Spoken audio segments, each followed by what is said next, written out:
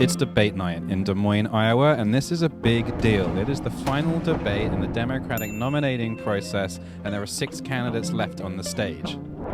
Barring an upset from Michael Bloomberg, one of the 6 people on stage tonight will be the Democratic nominee going up against Donald Trump this November. That could be Joe Biden or Bernie Sanders, who are leading in the polls, Elizabeth Warren or Pete Buttigieg, who are very much in the mix, and Amy Klobuchar and Tom Steyer, who are completing the lineup but are unlikely to win the nomination. This debate is being broadcast by CNN in conjunction with the Des Moines Register. There are literally hundreds of reporters in the press filing center here behind me. We're going to spend tonight talking to some experts and pundits about the debate to find out their views on how it's all going, and we have one just to the left of me right now who's going to start us off. Griff, there's been a war of words between Bernie Sanders and Elizabeth Warren lately. How do you think it's going to play out in tonight's debate? It's a kind of muted response. All right, I'm here with HuffPost Daniel Marins. Daniel, what are we going to see tonight?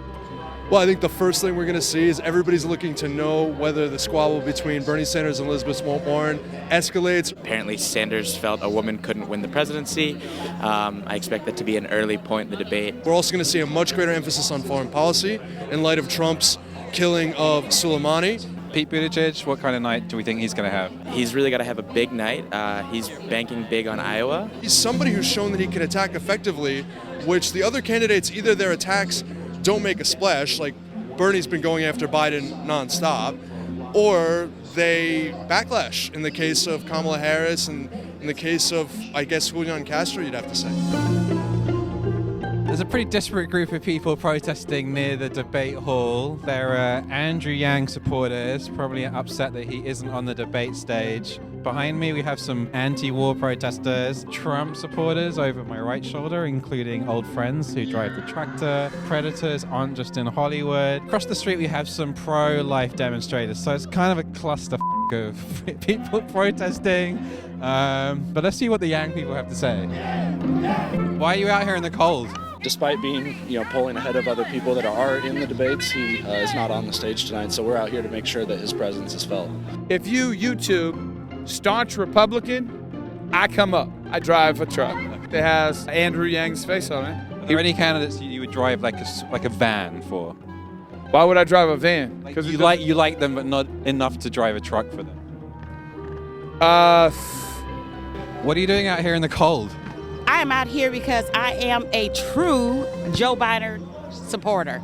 I'm the one that dressed up like the American Eagle and the elk and put a little fun in the campaign so he can make it great again. Like Trump? Pardon me? Like Trump? Hell no. Hell to the no, and the no, and the no, and the no. Okay, we're outside the Sheslow Auditorium on Drake's campus. This is where the debate is actually taking place. There's only about 500 people that are actually going to be in the debate itself. So even though this is a nationally broadcast event, it's actually a fairly intimate gathering, and they're kind of hoping that makes the candidates open up a little bit and maybe talk more about policy and get involved in spats with each other. You're saying that you never told Senator Warren that a woman could not win the election. That is correct. Senator Warren, what did you think when Senator Sanders told you a woman could not win the election? And the only person on this stage who has beaten an incumbent Republican any time in the past 30 years. I defeated an incumbent Republican running for Congress. When? 1990. Wasn't it 30 years ago? Well, 30 years ago is 1990, as a matter of fact. Hey Bob, what do you make of it so far? All I know is if Elizabeth Warren looks over her eyeglasses at me, I'm going to stand corrected. Bernie was in trouble, and he knew it. It's silly and it's sort of sad, but the result of it was good. Everybody agrees a woman can win and get behind one if one emerges.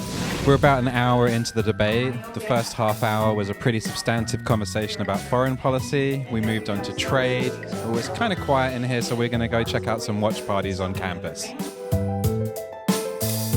Here on Drake's campus, there are 3 different watch parties happening. Right now we're with the Amy Klobuchar party. Downstairs is the Elizabeth Warren party, and in the basement theater is the Pete Buttigieg watch party. And the reason we're upstairs in the Amy party is because they have pizza and beer, and we're going to take advantage while we're here.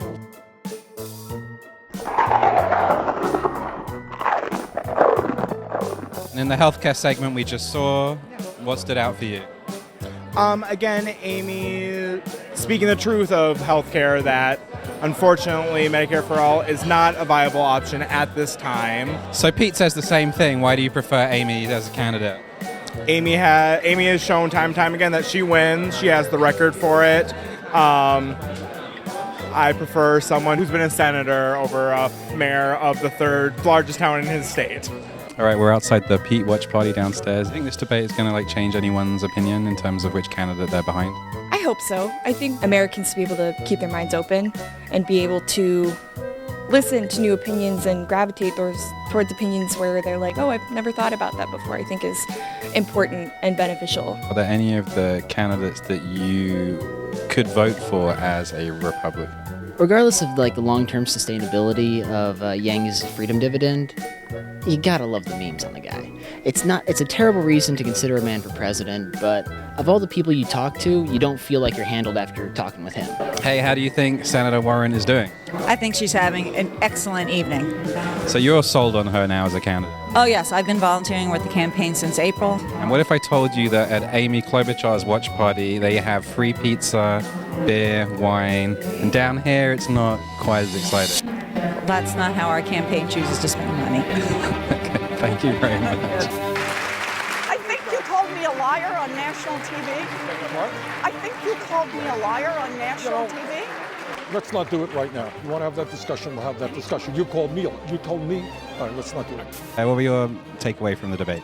Well, I thought what was most interesting was that there was a whole half an hour dedicated to foreign policy.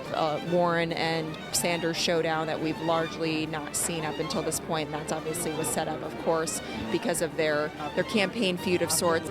Most everything that was brought up, I expected it to. It's just uncharacteristic of spending so much time on one topic, and I thought that was speaking to the gravity of the moment at this time. The debate has finished. We're back in the press center, spin room. Campaign surrogates are here defending the candidates and their performance in the debate. I actually have won in those red and purple districts, in the rural districts, in the suburban. It's not just talking points for me, it's actually victories. I think people just need to hear Mayor Pete and hear his message of unity. There's only 3 weeks left until the vote. It's unlikely that this debate is going to have moved the dial that much, but we will only find out in the next few days and then in 3 weeks' time. Chris Robinson signing out from Des Moines, Iowa.